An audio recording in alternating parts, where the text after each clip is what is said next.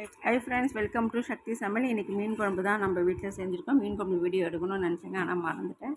ஆனால் இது கொஞ்சம் டிஃப்ரெண்ட்டாக செஞ்சேன். எப்படி செஞ்சேன்னு கேட்டிங்கன்னா, நம்ம சாம்பார் வெங்காயங்கள் பார்த்திங்கன்னா, சாம்பார் வெங்காயத்தை நம்ம அம்மியில் இந்த மீன் நான் கேஸ் மேலே வச்சுக்கிட்டேன் பார்த்திங்கன்னா, அதிலே லேசாக ஒரு நெசிக்கிட்டாங்க. நல்லா தட்டிட்டு அதுக்கப்புறம் கடுகு உளுத்தம் போட்டு வெந்தயம் போட்டு அந்த வெங்காயத்தை இடித்த வெங்காயத்தை தாளித்தாங்க. அதுக்கப்புறமா தேவையான நம்ம மிளகாய்த்தூள்லாம் நம்ம போட்டுக்கலாம். நம்ம வீட்டுக்கு குழம்பு மிளகாய்த்தூள் தான் நான் யூஸ் பண்ணுவேன். கடை இது யூஸ் பண்ண மாட்டேன். தனி மிளகாய்த்தூள் வீட்டு குழம்பு தூள் தான்.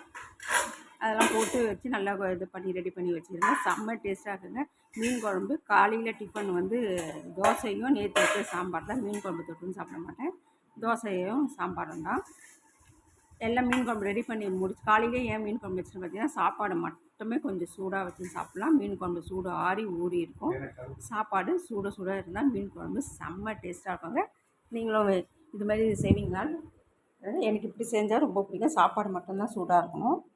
அதனால் அது மாதிரி செஞ்சுருக்கேன். இதுக்கப்புறம் மேற்பட்டு தான் ரசம் வைக்கணும், முட்டை ஆம்லேட் பண்ணணும், சாதம் அரிசி கழுவணும். டிஃபன் வேலையை முடித்தவொடனே அடுத்தது அந்த வேலையை செய்யணும்.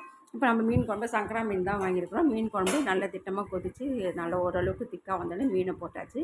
மீனை போட்டு முடித்தோடனே மேலே கொத்தமல்லி போட்டுருங்க. கொத்தமல்லி போட்டுட்டு இதுக்கு மேலே நல்லெண்ணெய் கொஞ்சம் இருந்தால் 1 ஸ்பூன் 2 ஸ்பூன் நல்லெண்ணெய் மேலே ஊற்றி விட்டுட்டு கேஸ் ஆஃப் பண்ணிவிட்டு தட்டை போட்டு முடியுங்க. மீன் குழம்பு செம்ம டேஸ்ட்டாக இருக்குங்க. ட்ரை பண்ணி பாருங்கள். நம்ம நல்லெண்ணெயிலே செஞ்சால் கூட மேலே கடைசியாக நல்லெண்ணெய் கொஞ்சம் ஊற்றினா டேஸ்ட் நல்லாயிருக்கும். ட்ரை பண்ணி